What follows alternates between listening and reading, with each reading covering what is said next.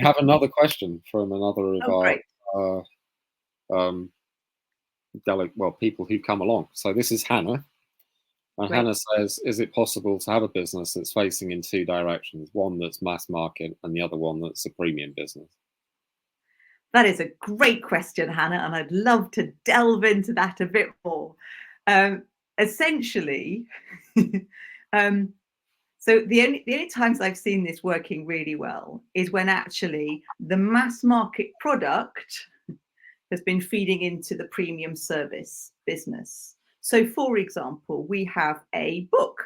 So I'll share it at the end. You can look at getting it if you like, if you want to. But that is, yes, it's a product. Yes, it's a mass market product, but it's also our way of being able to. It's a bit like a really fancy business card, and so that, yes, we might market that, but that's not actually the business that we're running. But everything within that book would talk about things that will open people's minds up to what else is possible. Essentially, if I was to give you a very short answer, it would be no, pick. Because what tends to happen is people we find are in the middle. And if you're in the middle, then you are too expensive for the. So Hannah, if you can let us know what you think about this, because that'd be great to know.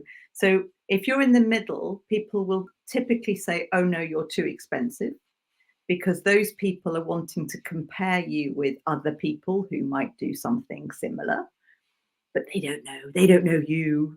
They don't really understand what's going for them either, because they're not the expert, you are. But if you have people saying that you're too expensive, that's usually what's going on there. But if you're in the middle also, you're not solving a big enough problem for the people who need a premium service, because it's not a big enough problem you're solving because you haven't had an interaction with them yet. So if people are bang in the middle, it doesn't tend to work. But it might work if you're building one business and then you're strategically funneling something through to make, like having a book, but you're going towards building a premium service business. Hannah, does that make sense to you? Chris, did that make sense to you? Yeah. I mean, it's I think they're two slightly different things in that, but you can offer, I guess you can have like a no frills version of what you're offering, which is available to many people for a lower price. And then if you've got like a white glove service where it's a deluxe version, or maybe they get to talk to you in person rather than it being a kind of online product, then something like that, then the more touch points they've got with you, the more expensive it gets. Yeah.